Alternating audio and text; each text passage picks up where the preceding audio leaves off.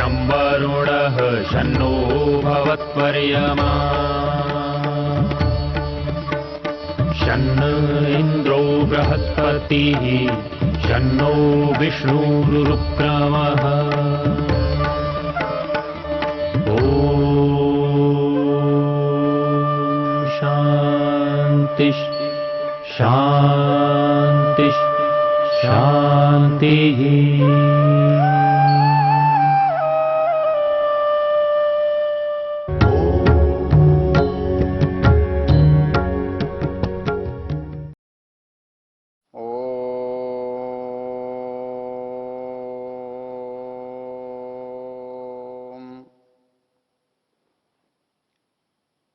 हमारे वेद ज्ञान की चर्चा चल रही है।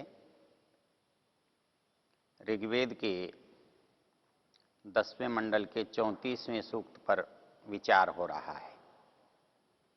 मंत्र में जीवन में आने वाली जो परिस्थितियां हैं और उनका मार्गदर्शन इन मंत्रों में दिखाई देता है। इस से पहले हमने देखा था कि एक अपराधी अपराध के बाद कैसे संताप को प्राप्त होता है, कैसे वो इस अपराध से मुक्त होना चाहता है और मुक्त होने के लिए जब वो अपना सामर्थ्य पूरा नहीं पाता है तो वो परमेश्वर की शरण में चला जाता है और वो परमेश्वर से प्रार्थना करता है कि हे परमेश्वर, तू मुझे इन सब बुराइयों से, दुखों से छुड़ा। उसी क्रम में अगला एक मंत्र है, यो वह सेनानिर्महतो गणस्य राजा व्रातस्य प्रथमो बभूव तस्मै कृणोमि न धनारुणध्मि दशाहं प्राचीस्तदृतं वदामि। वैसे बहुत बार ऐसा होता है, मनुष्य किसी अपराध को छोड़ने की इच्छा करता है, उसके मन में विचार आता है और वो कुछ देर के बाद वो विचार समाप्त हो जाता है। ऐसा उसके जीवन में बार बार होता रहता है। जब वो दोबारा फिर उस बात के लिए तैयार होता है तो कहता है, ऋतं वदामि, मैं ये सच्ची प्रतिज्ञा कर रहा हूं, मैं ये सच बोल रहा हूं कि भविष्य में मैं ऐसा नहीं करूंगा। ऐसी ही लगभग विचार की बात इस मंत्र में है। मंत्र में जो शब्द हैं, यो वह सेनानिर्महतो गणस्य राजा व्रातस्य प्रथमः बभूव। व्रातः समूह को कहते हैं। ये जो जुए के पासे हैं ना, ये उनको संबोधन हो सकता है, या जो जुआरियों का मुखिया है उसका भी संबोधन हो सकता है। कुछ भाष्यकारों ने जुए के पाशों को इसका संबोधन किया हुआ है और कुछ विशेष लोग भाष्यकारों ने जो जुआरियों का समुदाय है उसके मुखिया की ओर संबोधन किया गया है। यदि जो अकेला है, वो संकल्प कर रहा है कि मैं जुआ नहीं खेलूंगा, तो वो जड़ जो पार्षदों का समूह है उसके सामने भी वो कह सकता है कि भाई मैं आगे से नहीं खेलूंगा। और यदि समूह में बैठा है जो उसे खेलने के लिए उसको बाध्य कर रहे हैं, तो उनके सामने जब वो कह रहा है तो समूह का जो मुखिया है, व्रातस्य राजा प्रथमा, जो इस समूह का मुखिया है, पहला है, अधिकारी है, नेता है, उसके सामने बात की जा रही है। तो वो कहता है यो वह सेनानिर्महतो गणस्य। गण समूह को कहते हैं, समुदाय को कहते हैं। कहता है जो खेलने खिलाने वालों का जो समुदाय है या पाशों का जो समुदाय या समूह है, उसका जो मुखिया है, जो उसको प्रथम है, जो उसका खिलाने वाला है, उनके सामने मैं बात कर रहा हूं। यो वह सेनानिर्महतो गणस्य।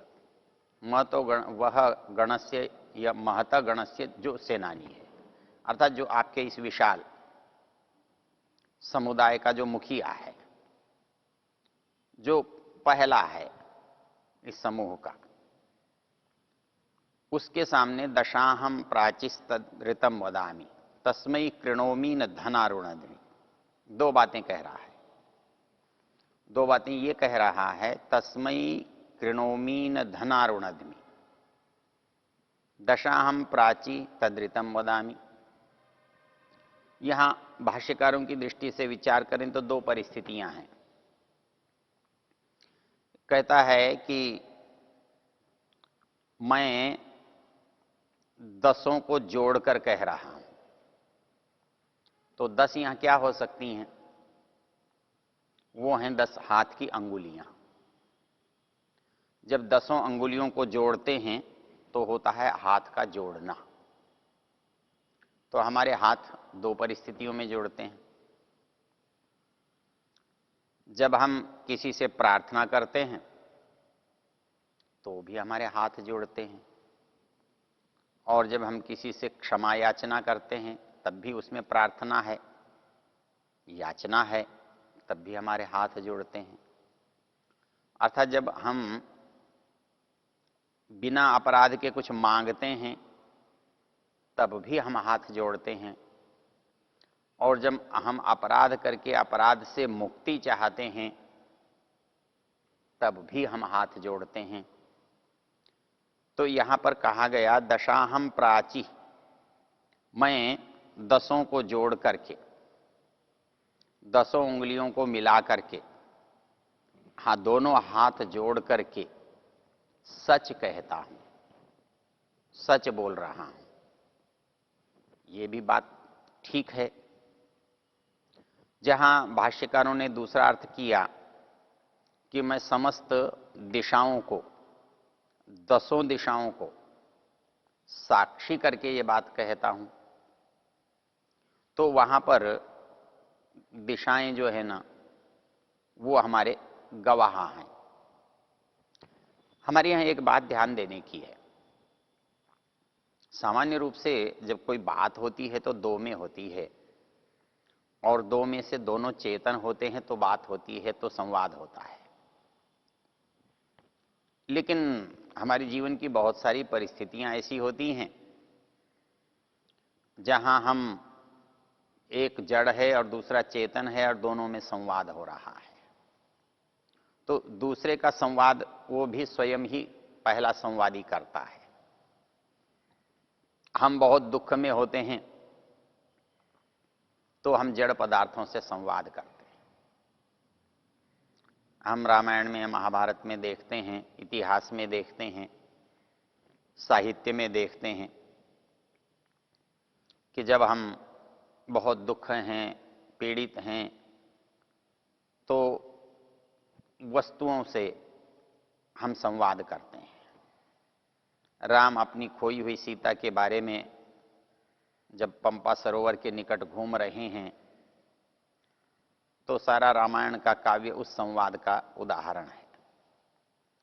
वो पेड़ों से पूछ रहे हैं, वो पहाड़ों से पूछ रहे हैं, वो सरोवर के कमलों से पूछ रहे हैं, वो सरोवर में रहने वाले जो पक्षी बगुले हैं उनसे पूछ रहे हैं।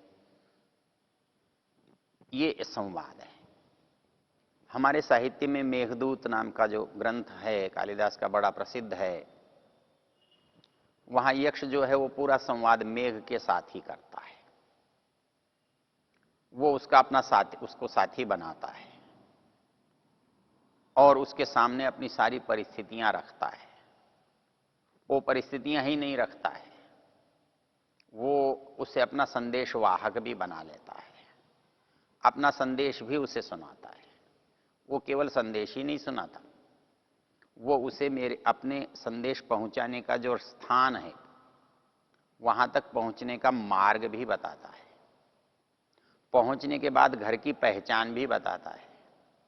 पहचान के बाद जिसको संदेश देना है उस अपनी प्रिया का भी वो वर्णन करता है और उसे क्या कहना है और वो तेरे कहने के बाद क्या अनुभव होगा इसकी भी वो कल्पना देता है। तो यहाँ एक पात्र तो चेतन है और दूसरा पात्र जड़ है और दोनों में संवाद है। तो एक परिस्थिति हमारी ऐसी है। दूसरा, जब कभी हम संस्कारों में देखते हैं, चाहे वो यज्ञोपवीत संस्कार है, चाहे वो विवाह संस्कार है, चाहे वो निष्क्रमण संस्कार है, चाहे वो मुंडन संस्कार है, ऐसे में भी जो दूसरी वस्तुएं हैं या तो उनसे प्रार्थना है या उनकी साक्षी है। जैसे हम यज्ञोपवीत संस्कार में अनुभव करते हैं, वहाँ जो परिस्थिति होती है उसमें हम क्या देखते हैं, वहाँ कहते हैं अग्ने व्रतपते व्रतम चरिष्यामि तत्ते प्रब्रवीमि तच्छकेयम तेन अर्ध्या इदम अहम अनृतात् सत्यमुपैमि। यहाँ पर अग्नि को साक्षी माना गया है। यहाँ अग्नि जड़ है, वो साक्षी देने कहीं आने वाला नहीं है। फिर उसकी साक्षी कैसे हो सकती है? केवल यहाँ अग्नि की साक्षी नहीं है, बल्कि अगले जो मंत्र हैं वो सूर्य व्रतपते व्रतम चरिष्यामि, इससे आगे चंद्र व्रतपते व्रतम चरिष्यामि, इससे आगे वायु व्रतपते व्रतम चरिष्यामि और अंत में परमेश्वर को भी साक्षी बनाया है, व्रतानाम व्रतपते व्रतम चरिष्यामि। अर्थात ये जो सारे संसार के पदार्थ हैं ये मेरे साक्षी हैं। हम जल को साक्षी मानते हैं, हम अग्नि को साक्षी मानते हैं। तो जब इनको साक्षी मानते हैं तो इसको साक्षी के रूप में रख करके प्रतिज्ञा करते हैं। इसका हमको लाभ क्या होता है? इसका हमें लाभ जो होता है वो ये होता है कि भले ही हम अकेले हैं, लेकिन यदि हमारे किसी नियम में कोई व्यवधान, कोई त्रुटि, कोई गलती होती है तो वो वस्तु जो है उसको देखकर, उसका अनुभव करके हमको ये बोध हो जाता है कि हमने गलती की है और गलती न करने का, व्रत का पालन करने का जो संकल्प लिया था वो हमने अग्नि के सामने लिया, वो हम जल को हाथ में लेकर लिया, वो वायु के स्पर्श में लिया, वो सूर्य के दर्शन में लिया, वो चंद्र को देखने में लिया। ये जो हमारे साक्षी हैं वो सारे साक्षी जड़ हैं लेकिन साक्षी हैं। तो ये जो साक्षी हैं, जैसे साक्षी हमारे जड़ पदार्थों की, हमारे अन्यत्र की क्रिया या कर्मों में दिखाई देती है, वैसा ही साक्षी की आप यहाँ कल्पना कर सकते हैं। और मंत्र में जो बात कही गई है, यो वह सेनानिर्महतो गणस्य राजा व्रातस्य प्रथमो बभूव, तो वहां दशाहम प्राचीस्तदृतम वदामि। तो वो कह रहा है अपराधी जब अपराध से मुक्त होना चाहता है और वो परमेश्वर की शरण में है और उससे प्रार्थना कर रहा है, अपने साथ अपने साक्षी भी प्रस्तुत करता है। वो जो अपनी प्रतिज्ञा है उस प्रतिज्ञा के पालन करने के लिए, उसके अंदर दृढ़ता लाने के लिए उसका जो सहयोग है वो साक्षी उसका सहयोगी होता है। साक्षी उसको व्रत भंग करने से रोकता है। वो जब व्रत भंग करना चाहता है तो वो उसके परिणामों से उसे सचेत करता है, वो उसके अपराध से होने की जो संभावना है उससे अवगत कराता है। तो इसलिए यहाँ पर भी जब वो व्यक्ति परमेश्वर के सामने प्रार्थना करने के लिए खड़ा हुआ है तो कहता है दशाहम प्राची ही तद ऋतम वदामि, अर्थात मेरा जो कथन है ये सत्य है, मैं ये सत्य कह रहा हूँ। क्या सत्य कह रहा हूँ? कि मैं अपनी दिशाओं को साक्षी बनाकर ये बात कह रहा हूँ कि मैं आगे से इस काम को कभी नहीं करूँगा। तो ये जो है साक्षी बनाने की पद्धति, ये मनुष्य के जीवन में और मनुष्य की विचारधारा में बहुत बार अनायास मिलती है और इसी कारण से उसको हम साहित्य में भी देखते हैं, लोक में भी देखते हैं, दैनिक व्यवहार में हम अनुभव करते हैं। तो वही बात यहाँ पर भी कही गई है। तो यहाँ पर इस मंत्र के माध्यम से परमेश्वर से प्रार्थना है और उसके साक्षी के रूप में दिशाओं का कथन है। राजा व्रातस्य प्रथमा बभूव तस्मै कृणोमि, एक और संकल्प इसके साथ है। कहता है कि मैं एक बात कह रहा हूं, मैं तस्मै कृणोमि न धनारुणधमि, मैं आगे से इस काम को, इस बुराई को, इस अपराध को करने के लिए किसी तरह के भी साधन लगाने के लिए तैयार नहीं हूं। कोई व्यक्ति किसी को भी अपराध में जब प्रवृत्त करता है तो अपराध में प्रवृत्त करने का जो एक विशेष आधार होता है, एक प्रयोजन होता है, वो व्यक्ति किसी दूसरे व्यक्ति को जो अपराध में डाल रहा है जिसको, उससे वो कुछ लाभ पाना चाहता है, वो उससे कुछ प्रयोजन सिद्ध करना चाहता है, चाहे वो धन का है, वस्तु का है, किसी व्यक्ति का है। तो उस अपराध कराने के पीछे कोई न कोई प्रयोजन होता है। जब कोई व्यक्ति किसी को अपने साथ उस अपराध करने के लिए प्रेरित करता है, बाध्य करता है, तो ऐसा कभी नहीं होता कि वो उसका भला चाहता है या उसको कुछ देना चाहता है। अपराध में और सद्वृत्तियों में, सत्कर्मों में जो सबसे बड़ा अंतर है वो ये है कि जब कोई व्यक्ति किसी को सत्कर्म के लिए प्रेरित करता है तो वहां उसका कोई स्वार्थ नहीं होता है, और वो स्वार्थ होता है तो भी पारलौकिक होता है, आध्यात्मिक होता है, सबके सुख का होता है। वो स्वार्थ भौतिक नहीं होता है, व्यक्तिगत नहीं होता है, संकीर्ण नहीं होता है। इसलिए जो सत्कर्मों के प्रति प्रेरणा देने का भाव है वो मनुष्य को आगे बढ़ाने का काम करता है और उसका प्रयोजन उपकार होता है, उसका प्रयोजन अच्छा ही होता है। और इसके विपरीत जो अपराध की ओर प्रवृत्ति ले जाने वाली बात है वो उसको, उसके पतन का कारण बनता है। तो इसलिए यहाँ पर कहा गया है कि मैं तुम्हें किसी तरह के साधन देने के लिए तैयार नहीं हूं, तुमको मुझसे कोई लाभ नहीं मिलने वाला है, इसलिए मैं तुम्हारे इस कार्य में सम्मिलित नहीं होऊंगा, नहीं हो सकता हूं।